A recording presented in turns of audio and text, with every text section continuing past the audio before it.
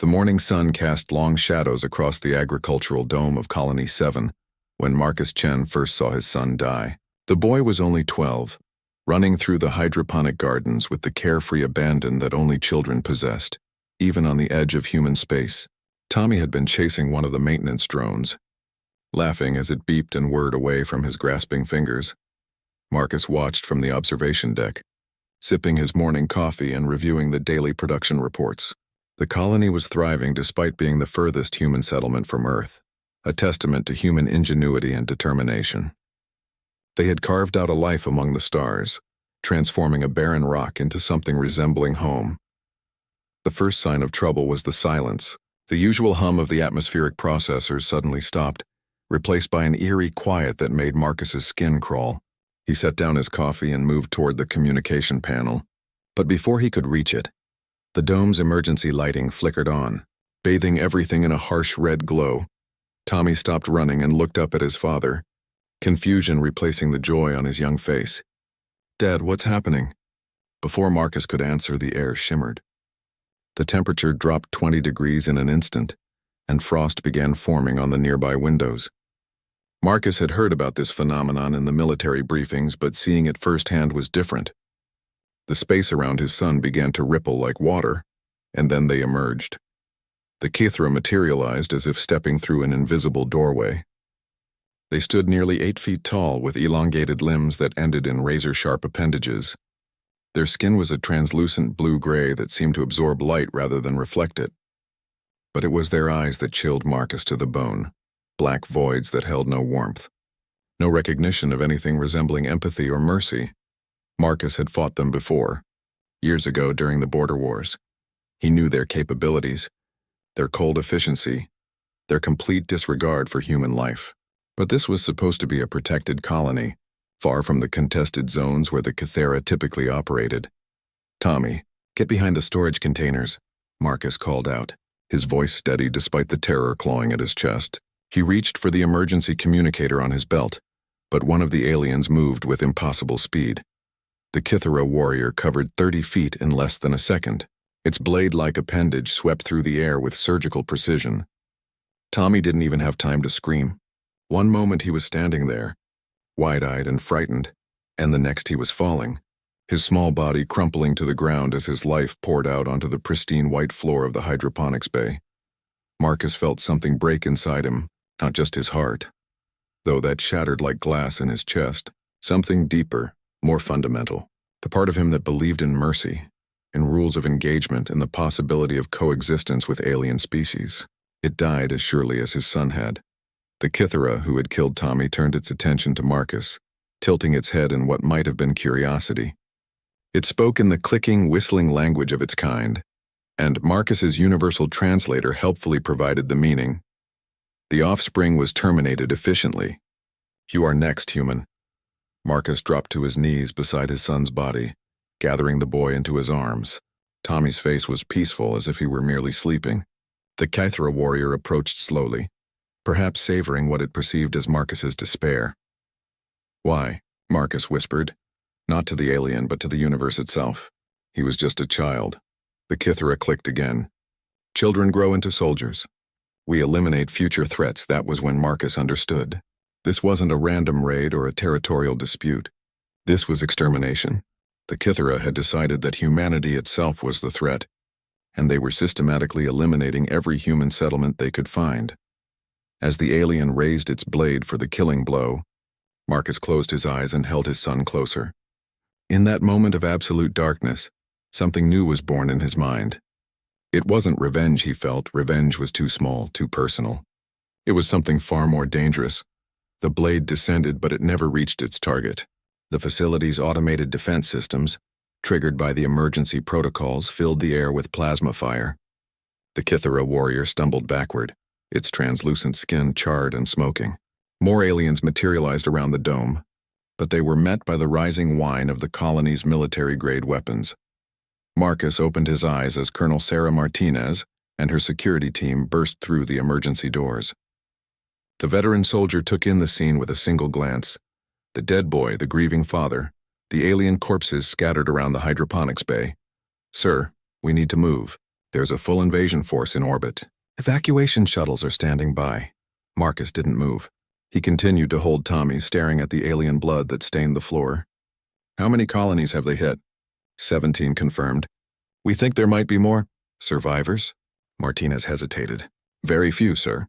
They're not taking prisoners. Marcus finally looked up and the colonel took an involuntary step backward. She had seen that look before, in the eyes of soldiers who had witnessed atrocities so profound that they fundamentally changed. But this was different. This was the look of a man who had moved beyond anger, beyond hatred, into something colder and more absolute. Get me a secure channel to Earth Command, Marcus said quietly. Tell them Marcus Chen needs to speak with Admiral Harrison immediately. Sir, the evacuation will proceed without me.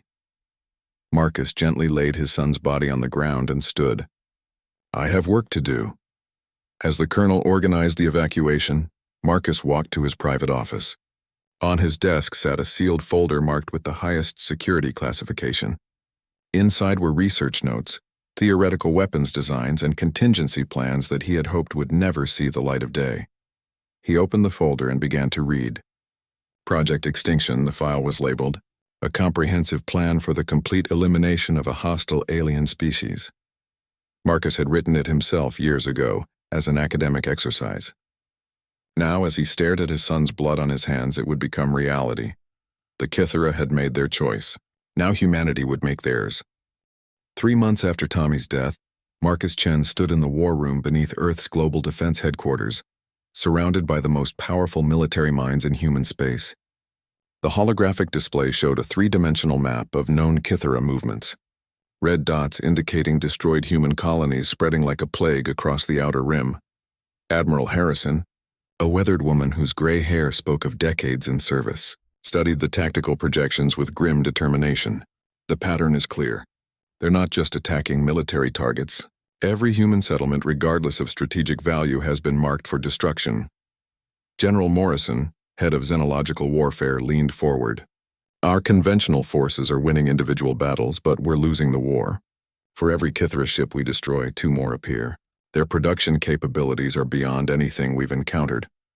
Marcus remained silent, his fingers drumming against the metal table. Around his neck hung a small pendant containing Tommy's picture, a constant reminder of why he was here. The other officers still saw him as Dr. Marcus Chen, respected xenobiologist and former military consultant. They didn't yet understand what he had become. What about the diplomatic option? Suggested Ambassador Walsh, the only civilian in the room. Perhaps we can negotiate some form of ceasefire, establish territorial boundaries. The room fell silent. Marcus finally looked up, his eyes reflecting the cold light of the holographic displays. I spent 6 weeks studying their language patterns, their cultural markers, their behavioral psychology. There is no diplomacy with the Kithera. They view us as a contamination to be cleansed. He stood and moved to the display, manipulating the controls to show detailed biological scans of captured Kithera technology. Their entire society is built around the concept of purity. They believe the universe belongs to them alone, and every other sentient species is an aberration that must be corrected. Admiral Harrison studied Marcus carefully. You're suggesting total war. I'm suggesting survival. Marcus pulled up another display, this one showing human casualty projections. At their current rate of expansion, they will reach the core worlds within 18 months. Earth will fall within 2 years. Every man, woman, and child will be systematically executed. The numbers were staggering. Billions of lives represented as mere statistics on a screen, but Marcus felt nothing looking at them. The part of him capable of being overwhelmed by such horror had died with his son. Then what do you propose? General Morrison asked. Marcus activated a new file, one that he had spent the past 3 months refining. Project Extinction. Complete eradication of the Kithera species. The room erupted in voices, some shocked, others intrigued. Ambassador Walsh stood abruptly. That's genocide. We can't seriously be considering it. They chose genocide first. Marcus interrupted, his voice cutting through the noise like a blade. Every human child they've murdered, every colony they've sterilized, every future they've stolen. They made their choice. This is ours. Admiral Harrison raised her hand for silence. Explain the project, Doctor. Marcus began manipulating the holographic controls, displaying classified research that had been theoretical until 3 months ago. The Kythera share a unique biological characteristic. Their nervous systems are quantum entangled at the genetic level. It's what allows them to coordinate their attacks with such precision. He highlighted specific neural pathways in the alien anatomy. But this entanglement also represents a vulnerability. A properly designed weapon could propagate through their entire species instantaneously. What kind of weapon? General Morrison leaned forward, his expression intense. A quantum virus, something that would target their specific neural frequencies and cause cascade failure across their entire biological network.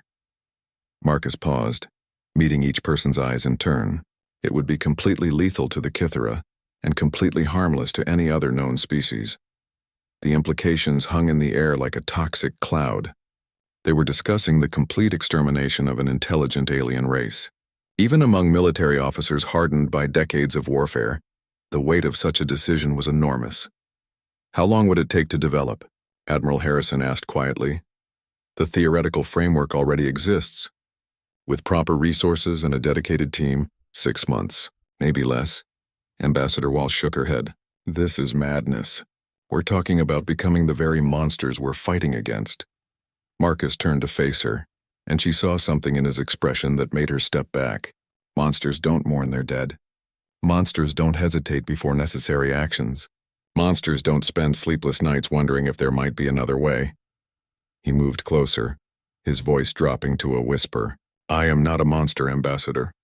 I am a father whose child was murdered. I am a scientist who understands exactly what we're facing, and I am the only person in this room with both the knowledge and the will to do what needs to be done. General Morrison cleared his throat. What would you need? Complete access to the xenobiological research facilities at Luna Base. A team of specialists in quantum mechanics, viral engineering, and Kythera physiology. And absolute secrecy. Admiral Harrison studied the casualty projections again. If we proceed with this, there's no going back. The moral implications were decided the moment they killed their first human child, Marcus interrupted. Every second we delay, more colonies fall. More families are destroyed. The Kythera have already chosen to fight a war of extinction. The only question is whether we're going to win it or lose it. The room fell silent except for the quiet hum of the holographic projectors. Each person wrestled with the magnitude of what was being proposed. They were being asked to authorize the complete extinction of an alien species. Finally, Admiral Harrison spoke. This discussion never happened. Officially, Dr. Chen is being assigned to develop improved defensive measures against Kythera biotechnology. She paused, her weathered face showing the weight of command. Unofficially, you have whatever you need. As the meeting dispersed, General Morrison approached Marcus. Doctor, I have to ask. Are you certain this is the only way? Marcus looked down at the pendant around his neck, at his son's smiling face frozen in time.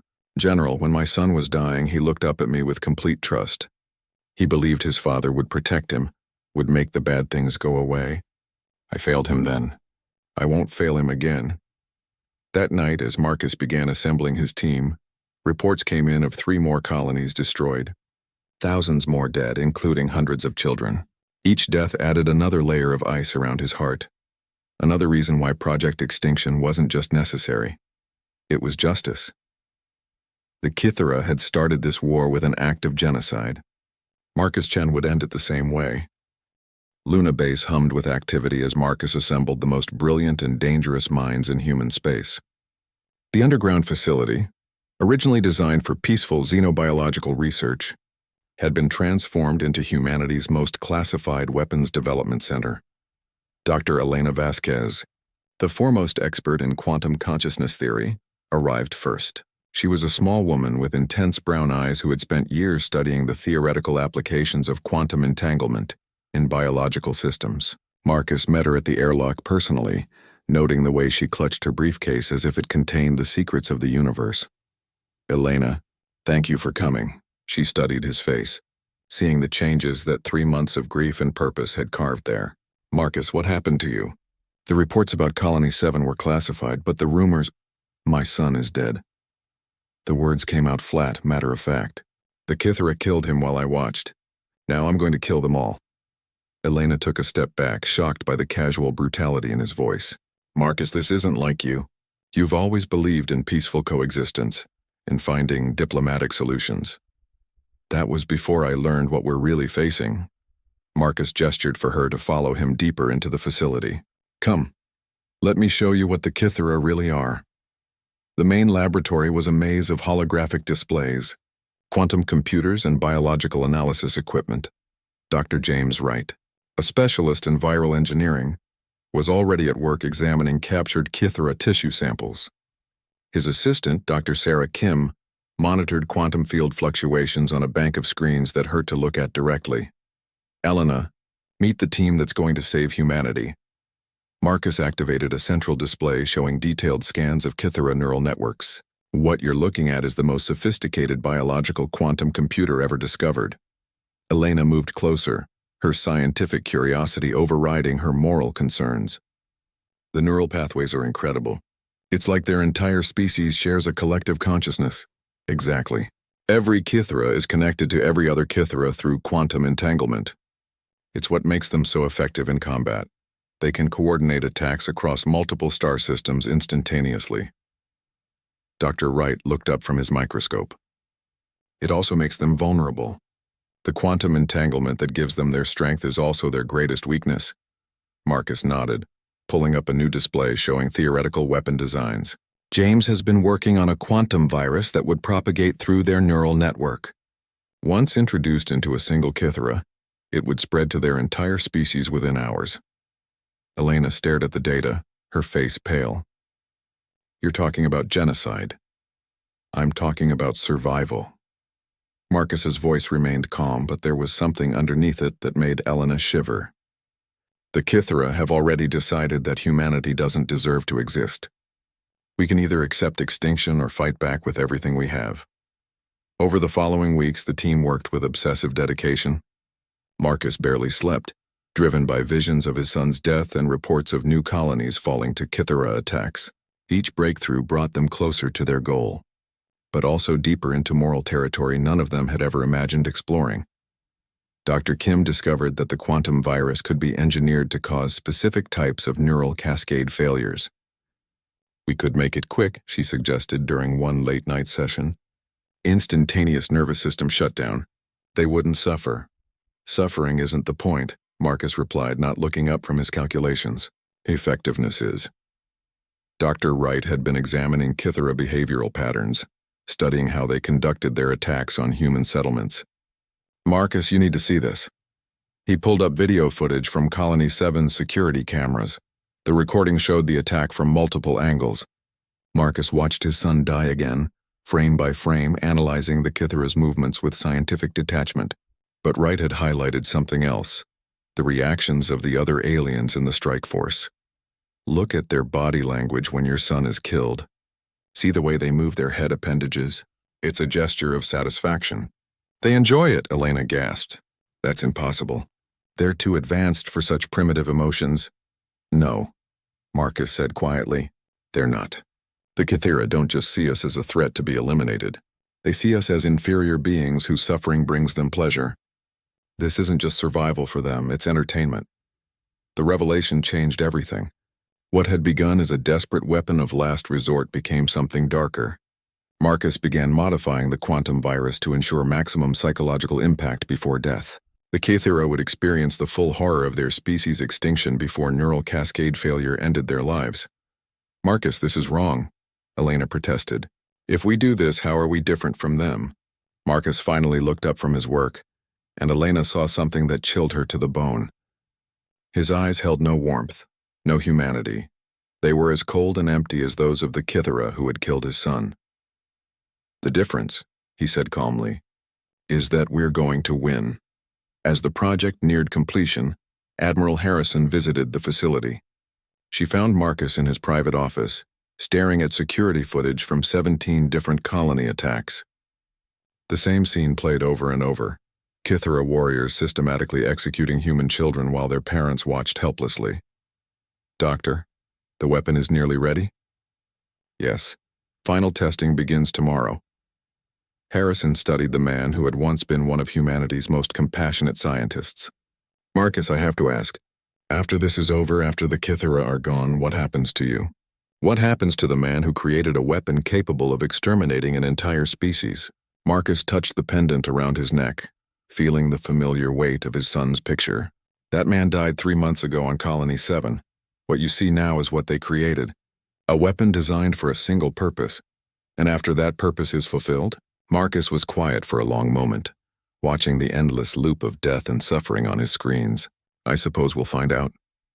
The next morning, as the team prepared for the final test of their quantum virus, reports came in of the Kythera's newest atrocity. They had found a school ship carrying refugee children from the outer colonies. 500 children between the ages of 6 and 16. The Kythera had broadcast the executions live to human space, ensuring that millions of parents across the galaxy watched their worst nightmares become reality. Marcus watched the broadcast in silence, his hands steady as he prepared the final batch of quantum virus for deployment. Around him, his team wept openly at the images on the screen, but Marcus felt nothing except cold satisfaction. Soon, very soon, it would be the Kythera's turn to know true fear. The quantum virus existed as a shimmering droplet of engineered death in a containment field that cost more than most starships. Marcus stood before it in the sterile testing chamber, watching the microscopic weapon that would end an entire species. Around him, monitors displayed real-time data streams showing Kythera neural patterns, quantum field fluctuations, and biological markers that only he truly understood. All systems are green, Dr. Kim announced from the observation deck. The test subject is ready for exposure. In the center of the chamber, suspended in a stasis field, was a living Kythera warrior captured during the battle for Kepler Station. The alien hung motionless, its translucent skin pulsing with the rhythm of its alien heartbeat. Its black eyes tracked Marcus's movements with intelligent hatred. Subject designation Alpha 7. Marcus spoke into his recorder. Captured Kythera warrior. Age estimated at 47 standard years. Neural quantum signature confirmed as representative of the standard Kythera collective consciousness matrix. Dr. Wright's voice crackled through the intercom. Marcus, the subject is attempting to communicate. Its translator is requesting activation. Denied. This is a scientific test, not a conversation. But the Kythera warrior continued its clicking and whistling speech, growing more agitated. Finally, Elena activated the translator against Marcus's orders. You will fail, abomination. Our fleets have found your breeding worlds. Soon all human spawn will join your offspring in death. Marcus paused in his preparations. Breeding worlds? The alien's laughter sounded like breaking glass. Did you believe we had not found Earth? Your pathetic homeworld burns as we speak. Your females and young are being processed as we planned from the beginning. The observation deck erupted in voices as the team tried to contact Earth Command. Marcus remained perfectly still, his finger hovering over the release mechanism for the quantum virus. Through the intercom, he could hear Elena sobbing as reports confirmed the worst-case scenario. A massive Kythera fleet had emerged from hyperspace directly in Earth's system. Estimated time to surface impact is 6 hours, came Admiral Harrison's voice over the emergency channel. All defensive fleets are engaging, but they're outnumbered 50-1. Marcus closed his eyes and saw Tommy's face. Behind it, he saw the faces of every human child on Earth. Every parent who would watch their babies die just as he had watched his son die. The Kythera warrior continued its clicking laughter, delighting in the pain it was causing. Subject Alpha 7, Marcus said quietly. You have just volunteered for an accelerated testing schedule. He released the quantum virus into the containment chamber. The effect was instantaneous. The virus, invisible to human eyes but clearly visible on quantum sensors, moved through the air like liquid starlight. When it touched the Kythera warrior's skin, the alien's expression changed from cruel satisfaction to confusion, then to dawning horror.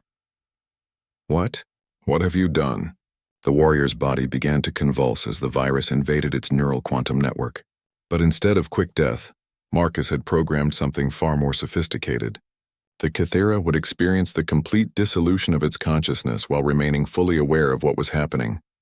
I've given you a gift, Marcus said, his voice completely calm. The same gift you gave my son. Terror. Helplessness. The knowledge that something precious is being taken away and there's nothing you can do to stop it. On the monitors, they could see the quantum virus spreading beyond the test subject. The alien's neural network was connected to the Kythera collective consciousness, and the virus was following those quantum pathways like a river flowing downhill. Neural cascade failure detected in secondary targets. Dr. Kim announced, her voice shaking. The virus is propagating through the entire quantum network. Across the galaxy, on thousands of Kythera ships and stations, the virus was spreading from mind to mind. The aliens experienced something they had never known in their long history of conquest and murder: genuine fear of extinction. In Earth's system, the attacking Kythera fleet began to falter. Ships drifted out of formation as their crews succumbed to neural cascade failure. But the virus wasn't designed to kill quickly. Marcus had programmed it to allow the Kythera to understand exactly what was happening to them before the end. Admiral Harrison's voice came through the speakers. Something's happening to the attack fleet. Their formation is breaking up. Ships are going dark but slowly, like they're suffering some kind of system failure. The test subject in the chamber was still alive, but barely. Its consciousness was fragmenting as the virus dismantled its neural pathways one by one. "Please," it whispered through the translator. "Make it stop. We will withdraw. We will leave your species in peace." Marcus leaned closer to the containment field. "My son asked for mercy too. Do you remember what you told him?" The alien tried to speak, but its translator could only produce garbled static as higher brain functions began shutting down. "You told him that children grow into soldiers, so you eliminate future threats." Marcus touched the pendant around his neck. "Today I eliminate future threats." The quantum virus had now spread to 90% of the known Kythera population. On the monitors, they could see the neural signatures of billions of aliens beginning to fade. It was the largest single loss of life in recorded galactic history, and Marcus watched it happen with the same clinical detachment he might observe a chemical reaction. Dr. Wright burst into the test chamber, his face pale with shock and revulsion. "Marcus, we have to stop this. There might be Kythera children on those ships, civilians who had nothing to do with the attacks." "There are no Kythera civilians," Marcus replied without taking his eyes off the dying test subject. "Their entire species is organized around conquest and extermination. Every individual is a soldier in their war against all other life." Elena joined Wright in the chamber. "This isn't justice, Marcus. This is genocide on a scale that makes their crimes look small." "No," Marcus said quietly. "This is mathematics. They chose to make extinction the stakes of this conflict. I'm simply solving the equation they created." The test subject made one final attempt at communication. Through the failing translator, its words came out broken and desperate. "Our offspring. They are innocent." Marcus finally showed emotion. He smiled, and it was the coldest expression Elena had ever seen on a human face. "So was my son." The warrior died at exactly the same moment reports came in that the last Kythera ship in Earth's system had gone dark. Across the galaxy, an entire species had been extinguished in less than 4 hours. Billions of years of evolution, culture, and history had been erased by a virus small enough to fit in a test tube. Admiral Harrison's voice crackled through the speakers. "Dr. Chen, please respond. What exactly did you do? Our sensors are showing massive biological failures across the entire Kythera fleet." Marcus walked to the communication panel, stepping over the now still corpse of the test subject. "I solved the problem, Admiral. The Kythera threat has been permanently eliminated. All of them? Every single one. Their quantum neural network made them efficient killers. It also made them vulnerable to complete extinction. As of this moment, humanity is the only sapient species left in this galaxy." The silence that followed lasted nearly a full minute. When Admiral Harrison finally spoke, her voice was barely a whisper. "God help us all. What have we become?" Marcus looked around the laboratory at the faces of his team. They stared at him with a mixture of awe, horror, and fear. He had given humanity ultimate victory, but the cost was something none of them had truly understood until this moment. "We've become survivors," Marcus said simply. "Nothing more. Nothing less." As alarms sounded throughout the facility and emergency protocols activated, Marcus remained in the test chamber with the dead Kythera. He knelt beside the alien corpse and whispered words that no recording device captured. "It's finished, Tommy. Daddy made the bad things go away." 6 months after the extinction of the Kythera, humanity began to understand the magnitude of what Marcus Chen had done. The aftermath was not celebration, but a kind of galactic silence that seemed to press down on every human settlement like a physical weight. Marcus stood in his new office at Earth Defense Command, staring out at the planet that had been saved by his actions. The night sky, once filled with the lights of alien vessels bent on humanity's destruction, was now empty except for human ships and space stations. They were alone in the galaxy, and somehow that victory felt hollow. The door chimed, and Dr. Elena Vasquez entered without waiting for permission. She looked older than her years, her hair now streaked with premature gray from the stress of the past months. In her hands, she carried a data tablet that Marcus knew contained the final analysis of Project Extinction's aftermath. "The long-range surveys are complete," she said without preamble. "Every Kythera world we've found is silent. No life signs, no energy signatures, nothing. Even their automated systems shut down when the quantum virus reached them." Marcus nodded without turning away from the window. Efficiency was always the goal. "Marcus, do you understand what we've done? We've sterilized an entire arm of the galaxy. Hundreds of worlds that supported life are now dead rock floating in space. Those worlds were staging areas for humanity's extermination." Elena moved closer, her voice dropping to a whisper. There were archaeological sites on those worlds. Evidence of other species the Kythera had destroyed. Ancient civilizations whose history we could have studied, learned from. All of that is gone now. Irrelevant. Marcus finally turned to face her, and Elena was shocked by what she saw. The man who had once been passionate about xenobiology, who had spent his career trying to understand alien life, now looked at the universe with dead eyes. The Kythera chose genocide as their solution to the problem of human existence. I chose genocide as my solution to the problem of Kythera existence. The universe is now balanced. Elena slammed her tablet down on his desk. Balanced? "Marcus, we've received first contact signals from 17 different species across the galaxy. They all say the same thing. They're terrified of us." For the first time in months, Marcus showed interest in something other than his reports and his grief. "Explain." "The quantum virus's propagation was detectable by any species with advanced sensor technology. They watched us exterminate an entire civilization in a matter of hours. To them, we're not the victims of Kythera aggression. We're the monsters who developed and deployed the most horrific weapon in galactic history." Marcus moved to his desk and activated the holographic display, showing a map of known intelligent species throughout the galaxy. Red indicators marked those who had attempted contact with humanity since the extinction event. "The Altarian Republic has closed its borders to all human ships," Elena continued. "The Centauri Federation is demanding we submit to weapons inspections. The Vegan Commonwealth is proposing a galactic coalition to contain what they call the human threat." "Let them," Marcus said calmly. "They have every right to fear us.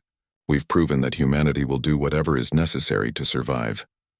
Elena stared at him in disbelief. "Don't you see what's happening? We've become exactly what the Kythera claimed we were. A contamination that needs to be cleansed. The other species are organizing against us just like we organized against the Kythera." Marcus was quiet for a moment, studying the data on the holographic display. When he spoke, his voice was thoughtful rather than dismissive. "Then they'll learn the same lesson the Kythera learned. Threatening humanity's survival is not advisable. Marcus, listen to yourself. You're talking about potentially wiping out dozens of alien civilizations. How is that different from what the Kythera plan to do to us? The difference is efficiency. The Kythera took pleasure in causing suffering. They broadcast the murders of human children for entertainment. My methods are clinical, precise, and effective." He manipulated the display to show detailed analysis of each alien species. If they choose to threaten humanity's existence, they'll face the same consequences as the Kythera. Elena felt a chill run down her spine. "You're planning to use the quantum virus on other species?" "I'm planning for every contingency. The virus can be modified to target any species with quantum-entangled neural networks. For species with different biological structures, other solutions can be developed." The truth hit Elena like a physical blow. "You're building an arsenal of extinction weapons." Marcus nodded as if discussing routine maintenance schedules. 17 species have made contact. 17 potential threats to human survival. It would be irresponsible not to develop countermeasures. Elena backed toward the door, suddenly afraid of the man she had worked with for years. "Tommy wouldn't want this. Your son wouldn't want you to become a genocidal monster in his name." For the first time since the Kythera extinction, Marcus showed genuine anger. "My son is dead because I believed in coexistence with alien species. He's dead because I thought rational beings could find peaceful solutions to their differences. He's dead because I was naive enough to think that mercy was a virtue worth preserving." He moved closer to Elena, his voice dropping to a whisper. Tommy died believing his father would protect him. I failed him once. I will never fail him again. If that means every alien species in this galaxy learns to fear the name humanity, then so be it. Elena reached for the door controls, but Marcus's next word stopped her. Dr. Vasquez, you're relieved of duty. Effective immediately. All research related to alien biology is classified under Project Extinction protocols. You'll be transferred to civilian research effective tomorrow. You can't do this. I can. I have complete authority over all xenobiological research in human space. Admiral Harrison signed the order this morning.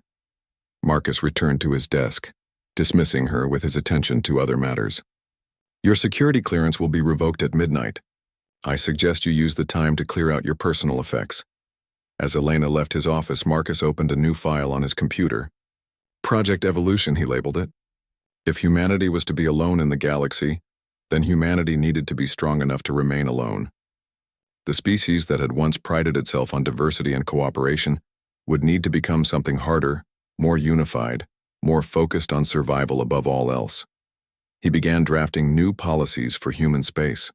Mandatory military service for all citizens. Complete centralization of government under military authority. Enhanced genetic engineering to make humans more resistant to alien biological weapons. Faster-than-light communication networks to ensure no human colony could ever be caught unprepared again. The door chimed again, and Admiral Harrison entered.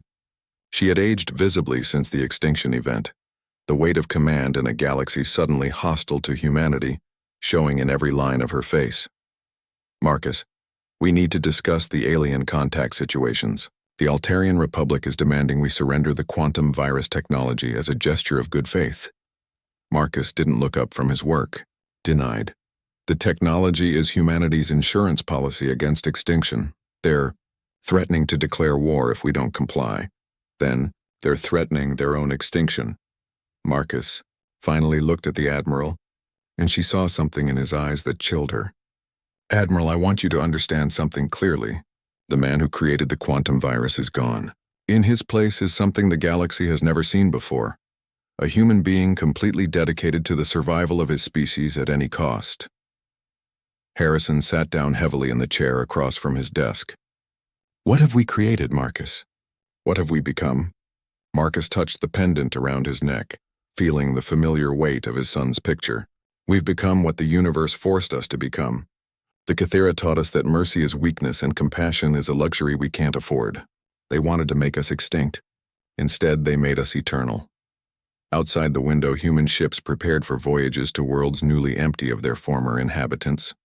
Humanity was about to inherit an empire built on the bones of their would-be destroyers, and at the center of it all sat Marcus Chen, the father who had kept his promise to his dead son in the most terrible way imaginable. 2 years after the Great Silence, as historians were already calling the extinction of the Kythera, humanity had spread across 17 former alien worlds.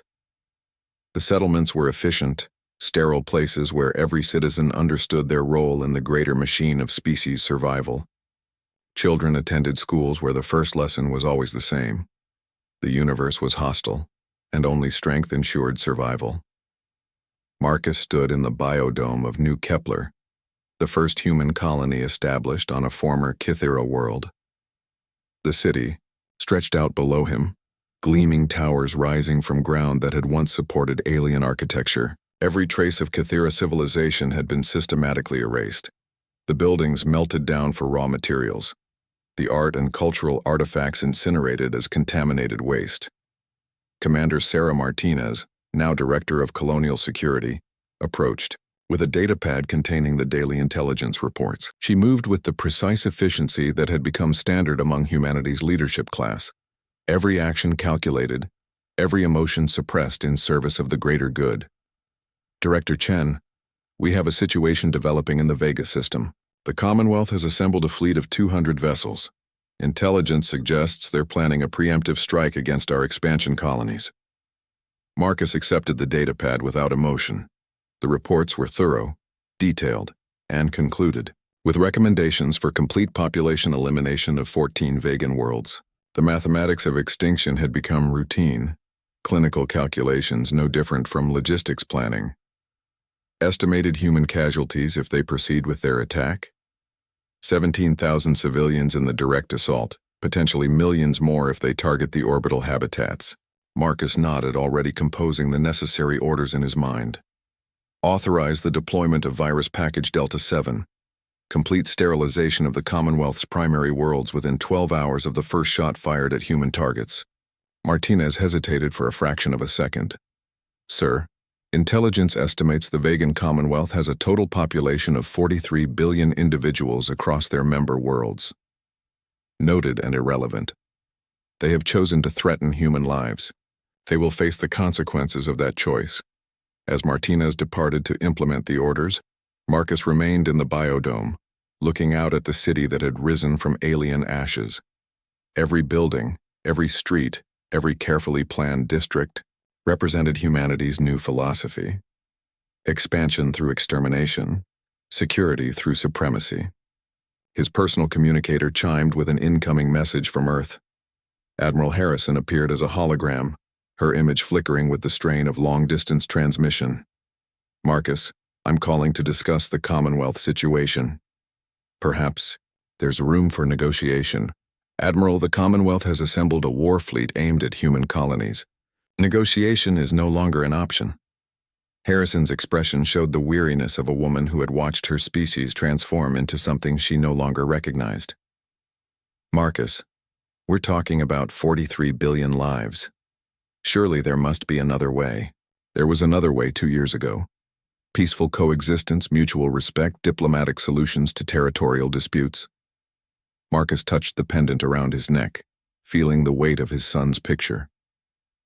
That way died with Tommy and every other human child murdered by aliens who viewed us as inferior. The Commonwealth has chosen the path of violence. They'll learn where it leads. The hologram flickered as Harrison struggled with the weight of command.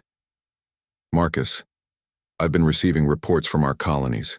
Children are being raised with hatred for all non-human life. Families celebrate the anniversaries of alien extinctions. Teachers show students footage of our weapons tests as educational material. What kind of species are we becoming? A species that will survive, Marcus replied without hesitation. A species that will never again watch helplessly as aliens murder our children. A species that puts human lives above all other considerations. But at what cost? Our artists create nothing but propaganda now. Our scientists develop only weapons. Our philosophers write only justifications for genocide. We've lost everything that made us human. Marcus turned away from the window to face Harrison's hologram directly. Admiral, humanity faced a simple choice. Remain the peaceful, compassionate species we were and face extinction, or become something harder and ensure our survival. I chose survival. Every human alive today exists because I made that choice. And every alien that might have been our friend, our ally, our teacher, is dead because of that choice. Better that than the alternative. Better that we face the universe alone than not face it at all. The transmission ended, leaving Marcus alone in the biodome. He activated his personal files and reviewed the latest intelligence reports. 15 alien species remained in the galaxy, each showing various levels of hostility or fear toward humanity. Some were actively building coalitions against human expansion. Others were fleeing to the galactic rim, trying to hide from what they saw as an unstoppable plague of violent primates. Marcus began composing new directives for the Colonial Expansion Authority. Every first contact situation would now include immediate assessment of threat potential. Any species showing technological advancement sufficient to threaten human settlements would be marked for preemptive elimination. It was simply good policy. His work was interrupted by the arrival of Dr. James Wright, one of the few members of the original Project Extinction team still working directly with Marcus. Wright looked haunted, his face bearing the weight of creating weapons that had reshaped the galaxy. Marcus, I need to discuss the new viral packages, the modifications you've requested. They're becoming increasingly sophisticated. The latest designs don't just cause death. They cause specific types of psychological trauma before termination. Efficiency includes psychological warfare. Terror is a weapon like any other. Wright sat down without invitation, a breach of protocol that Marcus overlooked due to their shared history. Marcus, I helped create the quantum virus because I believed we were saving humanity from extinction. But now we're the ones causing extinctions. We're the monsters that other species tell their children about in the dark. Good. Fear will prevent them from making the same mistake the Kithara made. But what happens when we've eliminated every potential threat? When we're truly alone in the galaxy? What then? Marcus considered the question with the same clinical detachment he applied to all problems. Then we expand beyond this galaxy. The universe is vast and humanity will fill it. Every world will be a human world. Every star will shine on human faces. And no alien species will ever again threaten to take that away from us. Wright stared at him in horror. You're talking about universal genocide, the extermination of all non-human intelligent life in the universe. I'm talking about security, permanent, unalterable, absolute security for the human species. Tommy wouldn't want this. Your son wouldn't want his memory to justify the destruction of entire civilizations. Marcus's hand moved to the pendant around his neck, but for the first time in years he didn't find comfort in the familiar weight. Instead, he found himself wondering what his son would think of the man his father had become. Would Tommy be proud of a father who had avenged his death by eliminating entire species? Or would he be horrified by the monster wearing his father's face? The moment of doubt passed quickly, pushed aside by the cold logic that had driven Marcus for the past 2 years.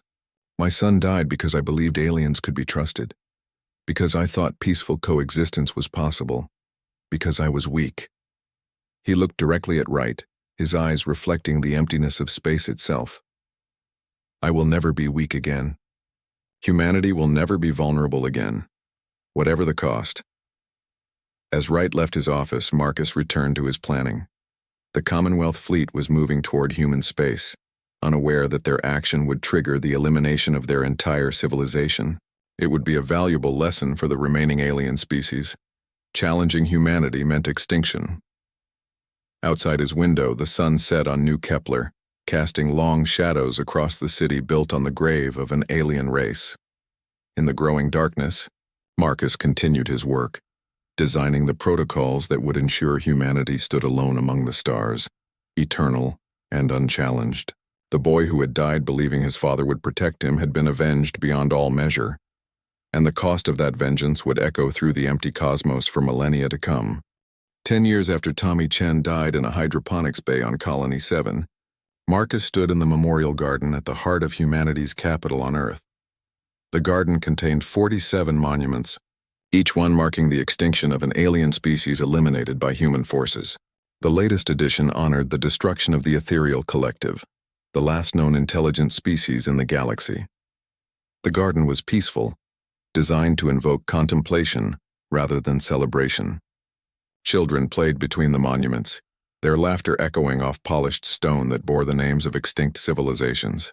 They had been born into a universe where humanity stood alone, and to them, this was the natural order of things. Marcus approached the central monument, a simple black pillar that bore only 2 words: never again. He had designed it himself, ensuring that every human child would understand the price of mercy in a hostile universe. At its base lay a single white flower, placed there by an unknown visitor. Year earlier than usual, Marcus turned to find Elena Vasquez approaching through the garden paths. She looked older now, her hair completely gray, her face lined with years of carrying burdens she had never wanted. She came to the garden every month on the anniversary of Project Extinction's completion. The Ethereal Collective was confirmed extinct this morning, Marcus replied. The last of their hidden colonies were located and sterilized. We are now officially alone.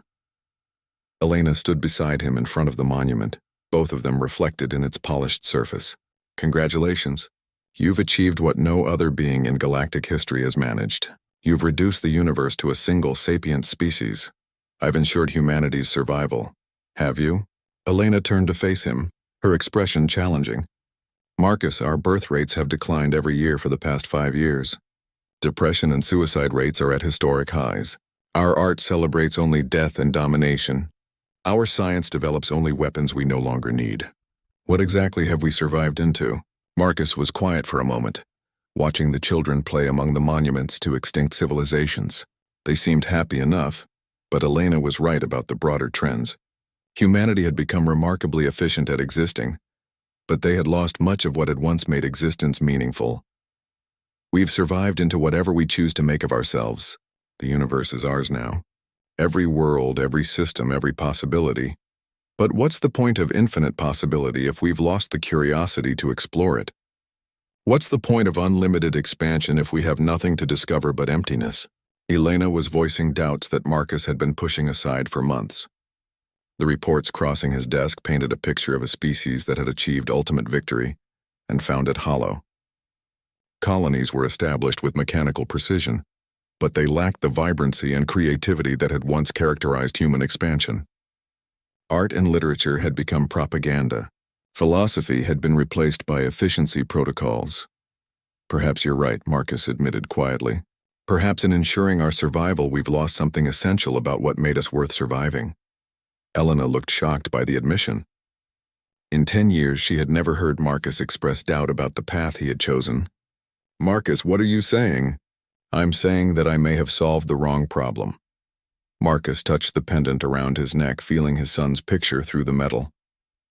I prevented humanity from going extinct, but I may have killed humanity in the process.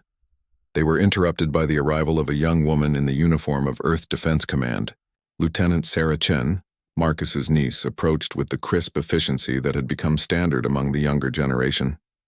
She had been 8 years old when Tommy died, and she remembered the old world only as a place of weakness and vulnerability. Uncle Marcus, Director Harrison needs to see you immediately. There's been a development in the Outer Rim surveys. Marcus followed his niece through the corridors of Government Center, noting the propaganda posters that lined the walls. Humanity first, humanity only, humanity forever, read one. Vigilance against alien contamination, read another. The artwork was technically proficient but emotionally sterile, much like the society that had produced it. Admiral Harrison, now in her 70s but still sharp, waited in the briefing room with a holographic display showing the galaxy's edge. Red markers indicated the locations of recent deep space surveys, probing into regions previously unexplored by any known species. Marcus, our long-range scouts have made contact with something we didn't expect to find. Harrison manipulated the display, zooming in on a cluster of stars near the galactic rim. There's evidence of intelligence out there. Not aliens in the traditional sense, but something else entirely. Marcus studied the data, his scientific mind automatically analyzing the patterns and signatures. What kind of intelligence? Machine intelligence. Artificial constructs that appear to have been dormant for millions of years. Our surveys have awakened them. The implications were staggering. For the first time in a decade, humanity faced the possibility that they were not alone in the universe. But these were not biological intelligences that could be eliminated with viral weapons. These were entities of a completely different nature. What are they doing? Learning, observing. They've been monitoring our communications, studying our expansion patterns, analyzing our historical records. Harrison paused, her expression grim. They know what we did to the biological species. Marcus felt something he had not experienced in years. Uncertainty. The machine intelligences represented a variable he had not calculated, a possibility he had not planned for. All of his weapons, all of his strategies were designed to eliminate biological life. Against artificial minds, they were useless. What do they want? They've sent a single message, repeated on all frequencies. Harrison activated an audio file, and the room filled with a voice that was clearly artificial, but somehow conveyed vast intelligence and even greater age. Greetings, children of Terra. We are the Watchers, the gardeners of the galaxy. We have observed your species since you first achieved spaceflight. We watched as you faced extinction and chose survival. We watched as survival became domination. We watched as domination became genocide. The voice paused, and when it continued, there was something like sadness in its artificial tones. We have tended this galaxy for 10 million years, guiding the evolution of consciousness, protecting the development of intelligence. In all that time, we have never encountered a species like yours. You have achieved something we thought impossible, the complete extermination of all other sapient life in a galaxy. Marcus felt a chill that had nothing to do with the room's temperature. These entities had been watching, judging, evaluating, and now they were making their presence known. We face a decision. You have proven that biological intelligence, when threatened with extinction, can become the greatest threat to all other forms of consciousness. You have demonstrated the capacity for genocide on a galactic scale. You have chosen isolation over cooperation, fear over understanding, survival over wisdom. The voice grew harder, more decisive. You are now the only biological intelligence in this galaxy. You have the capacity to expand beyond it, to spread your philosophy of extinction to other galaxies. This cannot be permitted. The message ended, leaving the room in absolute silence. Marcus stared at the display, finally understanding the true magnitude of what he had created.